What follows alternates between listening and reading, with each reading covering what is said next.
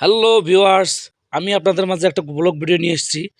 এটা হচ্ছে Dhaka two Gaibandha journey করার। এটাই আমি আপনাদের মাঝে তুলে ধরবো। তো হঠাৎ করে বড় ভাই বলতেছে চল বাড়ি যাব। তো আমি বেটিংপত্র রেডি, বাড়ি যাওয়ার জন্য রেডি। রাস্তায় অনেক আইন শৃঙ্খলা বাহিনী তাদের দায়িত্ব পালন করতেছে। মানুষ যেমনে পাইতেছে আমনে বাড়ি যাইতেছে, কেউ লেগুনা, কেউ বা ট্রাক, যাই যেমনে পাইতেছে আমনে বাড়ি যাইতেছে। হ্যাঁ, তো আমরাও বাড়ির উদ্দেশ্যে রওনা দিলাম। বড় ভাই অনেক পাকা ড্রাইভার, ঠিক আছে, মোটরসাইকেল উনি অনেক সুন্দর চালাতে পারে, তার পরিচয়টা আমি একটু পরেই দেবো। তো মানুষ অনেক কষ্ট করে জার্নি করে বাড়ির দিকে যাইতেছে। রাস্তায় অনেক যানজট, মাঝে মাঝে যানজট, অনেক করুণ অবস্থায়। দেখেন এই ভাই যেমন আমার দিকে তাকাইছে, মনে হয় আমার খেয়ে ফেলবো। হঠাৎ করে আমি কেমন মানে মনে হয় অজান্তে ওনার দিকে ক্যামেরাটা ধরে ফেলছি, এমনভাবে তাকাচ্ছে আমার দিকে, মানে আমরা খেয়ে ফেলবো একদম।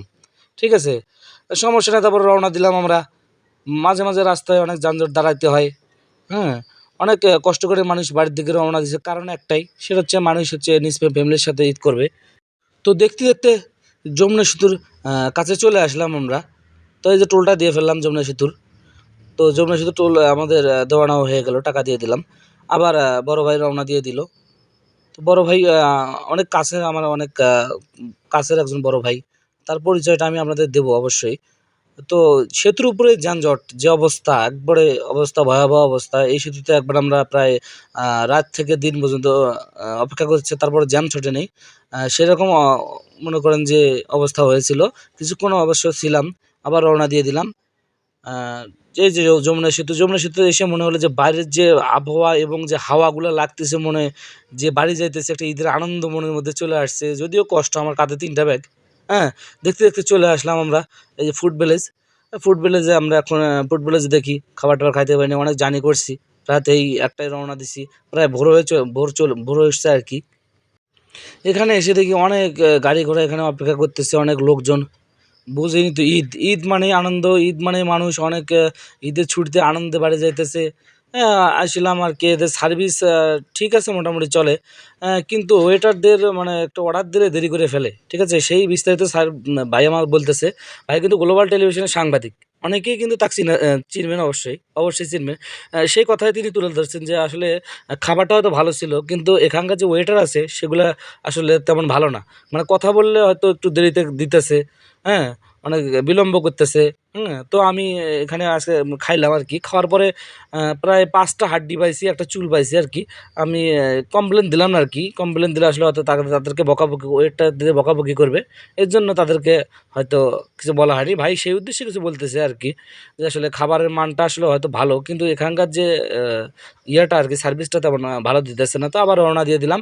রওনা দিয়ে চলে আসলাম বগুড়া। দেখেন বগুড়ায় যে বাজার বসে গেছে সকালবেলা, বাজার বসে গেছে সকালে, মানুষ আর মানুষ। গ্রামের আবহাওয়াটা চলে আসলো মনের ভেতরে। হ্যাঁ, সেই মন মাতানো সেই গ্রামে কবে কীভাবে ঘুরছি না ঘুরছি, সেই জিনিসটা চলে আসলো মনের ভেতরে। আরে ভাই রে ভাই, রাস্তার মনে করেন যে বগুড়ার ভেতর দিয়ে ঢুকছে যে ভিউটা, অসাধারণ একটা ভিউ। তো দেখেন রাস্তায় ধুলাবালির কারণে প্রায় আমার অবস্থা একবার খারাপই। তারপরেও মনে করেন যে যেমন হোক পট্টি মট্টি বান্ধে তারপরে কিছু সময় লাগাই দিছি আর কি, ঠিক আছে, নিজেকে তো নিজের সেফটি ফার্স্ট আর কি। তো রওনা দিয়ে দিলাম আবার। রওনা দিতেছি, চলতেছে। এই জার্নিটা আমার জীবনে একটা স্মৃতি হয়ে থাকবে। কি মনোরম পরিবেশ, সুন্দর দৃশ্য, অনেক ভালো লাগলো। ভাই আমার গাড়ি চালানোর ওস্তাদ। গাড়ি ফাঁকা আছে এখন বর্তমান, রাস্তা ক্লিয়ার আছে, উনি গাড়ি মোটামুটি 103 বা 100 চলতেছে। হ্যাঁ, যদিও মনে করেন জোরে গাড়ি চালানো আসলে নিষেধ, তারপরেও রাস্তা ক্লিয়ার এবং আমাদের দ্রুত বাড়ি যেতে হবে। হ্যাঁ, অত দ্রুত বাড়ি যাবে, রাস্তা ক্লিয়ার, সেই অনুযায়ী আমরা গাড়ি চালাইছি আর কি।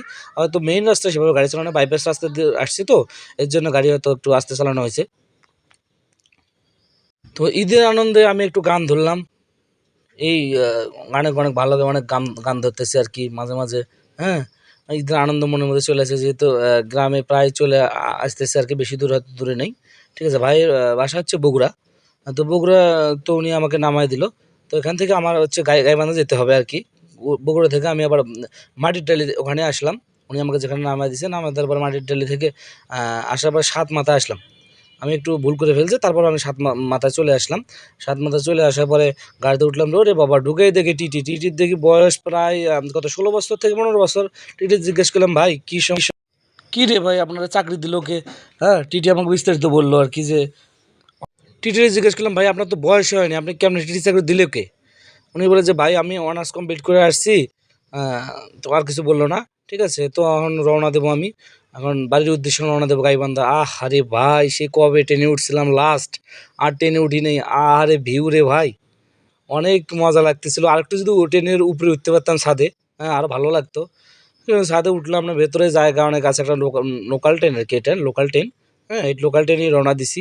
ঠিক আছে, রাস্তাঘাটে অনেক সুন্দর, সেই গ্রামের কবে আহ, দেখছিলাম সেই চেনা পরিচিত সেই জায়গাগুলো, সেগুলো মনের অজান্তে ভেসে উঠতেছে। বাড়ি যাইতেছি, একসময় অনেক চলাফেরা করতাম। হ্যাঁ, তো চলে আসলাম সেই আমার বোনারপাড়া থেকে বোনারপাড়ায় নেমে গেলাম। হ্যাঁ, অর্থাৎ গাইবান্ধা যাওয়া হলো না, গাইবান্ধা একটু দূরত্ব হয়। তো এসে দেখি রে ভাই, ফুটবল খেলা গ্রামে চলতেছে ভাই, সারা রাত ঘুমাই নাই।